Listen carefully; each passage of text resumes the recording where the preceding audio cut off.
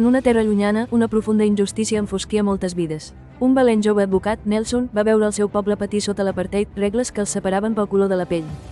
Es va enfrontar a una decisió monumental, romandre en silenci o lluitar per la justícia, arriscant-ho tot. Nelson va triar lluitar, parlant poderosament contra les lleis injustes. Hem de romandre units per la llibertat, va declarar, encenent l'esperança.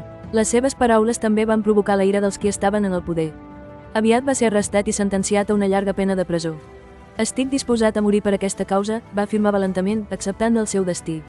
Durant incomptables anys, va suportar una petita i aïllada cel·la de presó. Diàriament, la seva determinació va ser posada a prova i podien haver sorgit dubtes. No obstant això, mai va vacil·lar en el seu somni d'un món just, inspirant altres fins i tot darrere les reixes. Fins i tot va conrear un petit hort, un símbol silenciós d'esperança duradora. Van passar dècades i el món va observar la seva profunda lluita. Líders globals van exigir el seu alliberament i les portes de la presó finalment es van obrir. Nelson, més gran però irradiant força, va emergir entre els virtuts sincers d'una nació. Va triar el perdó sobre l'amargor, convertint-se en un líder visionari. Guiant el seu país cap a la pau, mai es va penedir de la seva valenta postura a favor de la justícia. Això ens ensenya que quan prens una decisió forta per al bé, mai et penedeixis d'ella.